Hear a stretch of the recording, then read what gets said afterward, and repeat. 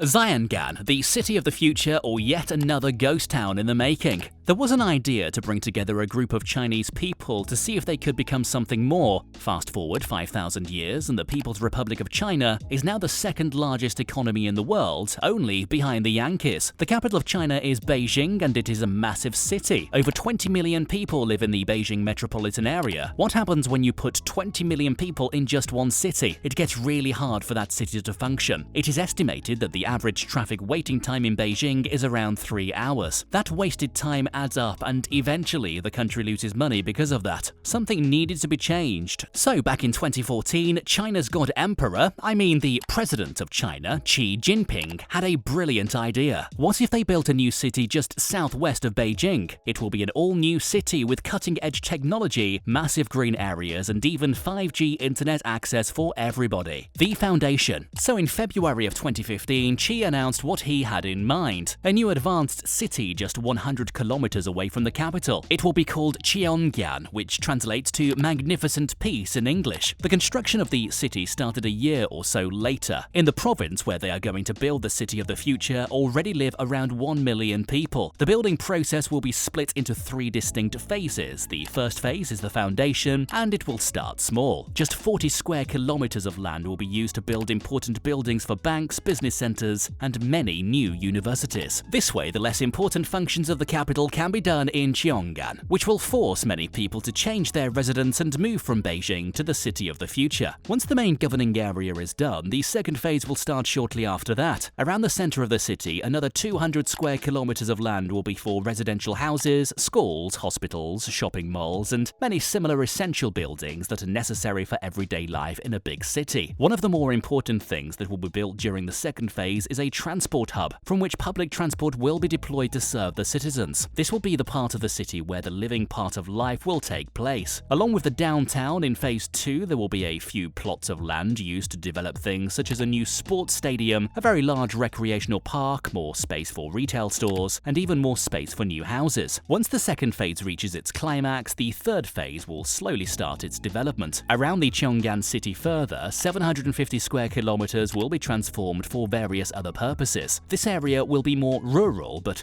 will have many visitors considering the forests, lakes, and greenery that is planned to be the main aspect of this land. Technological paradise. Since Xiong'an is going to be the city of the future, it has to have a lot of integrated technology in it. The 5G internet will be easily accessible everywhere in the city, and the CCTV camera footage and everything else will be saved on a certain storage facility. The main mode of transportation is thought to be a self-driving taxi that will cut the costs of taxi drivers and an overall number of accidents on the road. And as for the financial side of the city, it is believed that most of the transactions in Xiong'an will go through a blockchain network, which, as you probably already know, is highly secure. Not only that, the workers already working on the various projects in the city are already getting paid through China's CBDC, which stands for Central Bank's Digital Currency, or as friends call it, Digital Yuan. The Digital Currency Institute of China is already working to make the digital yuan available on every single payment device. This ruthless integration of technology in every aspect of life in Xiong'an will require more and more tech companies to build more and more innovative technologies to make life in the city better and better. This will give an incentive for new startups to start their adventures in the new city. Eventually, China's Communist Party plans for Xiong'an to have 75% of the economy to be composed of tech companies. Considering the things CCP can do that no other democratically elected government can do, it will be easy to force a few companies to move from wherever they are now to the city of the future. The Green City. Technology will not be the only theme for Xiong'an. The second main goal of the city will be to have the vast majority of the city's area be covered in either green or blue, meaning the parks and forests or lakes and waterways. Vast swaths of land have already been cleared and tens of thousands of trees have been planted all around the city. Xiong'an itself will be built around one of the larger freshwater lakes in China, meaning that the water supply problem that many Chinese cities greatly suffer from will be all but non-existent. Massive projects are already in development for the SEVA systems, and they will be designed in such a way as to reduce its effects on the city as much as possible. Speaking of the Green City, it is planned that most residential buildings in Xiong'an will be built using wood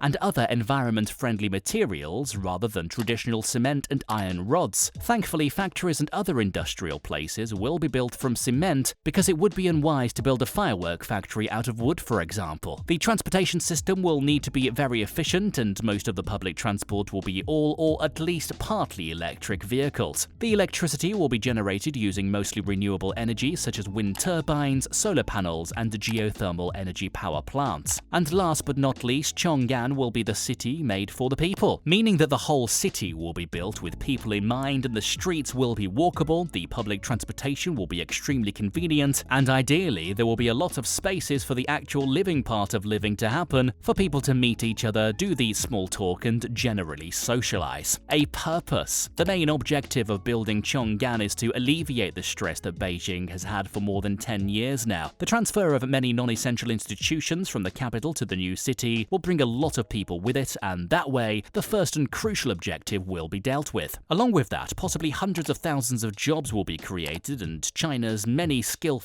companies will grow during the building stages of this city. Overall, this gargantuan project will cost China more than 3.5 trillion yuan, or $560 billion to build if everything goes according to plan. When talking about building a city, many details have to be taken into consideration, and it is easy to miss something that will require more funds than initially thought. But considering the economic growth potential the city of the future will inevitably have, those mistakes will be easily dealt with. At the end of the day, this city seems to be a perfect gift from Xi to his people and the country of China, and everything is so perfect and advanced and pretty, it seems like it's too good to be true. But let's ask the question, is it? One of many failures. If you paid attention to the flow of the video, you got more than a few red flags that were planted. If you are generally an attentive person, then you've heard that everything China plan doesn't go as Xi would want them to go. So if building new and large cities can be used to boost the economy, build a lot more housing for the growing population, and in the process help other cities become more functional and efficient, why isn't China doing projects like Xiong'an all the time? The answer is that they do. They build new cities every other month. For years, the famous ghost cities of China have been on the news, and that is basically as you would imagine. A ghost city refers to a planted city that has the capacity for 10 million or more people to live in them, but less than 200,000 people end up living there. There are many reasons why this happens. Firstly, China plans the cities with a build it and they will come mindset. This means that even if there is little to no demand, officials still approve projects for massive cities to be built. Then there is the fact that more than a third of China's GDP is based on construction and real estate businesses. Building another empty city is worth it if it brings that GDP a bit higher. And then there is the third problem that causes ghost cities to form. The reason is the demography of China, because some very smart people thought that outlawing having more than one child was a good idea. There are much more men in China than there are women. So for an average Chinese man to get the chance of getting married, he needs to have at least 2 houses, aside from the one in which he and his family already live.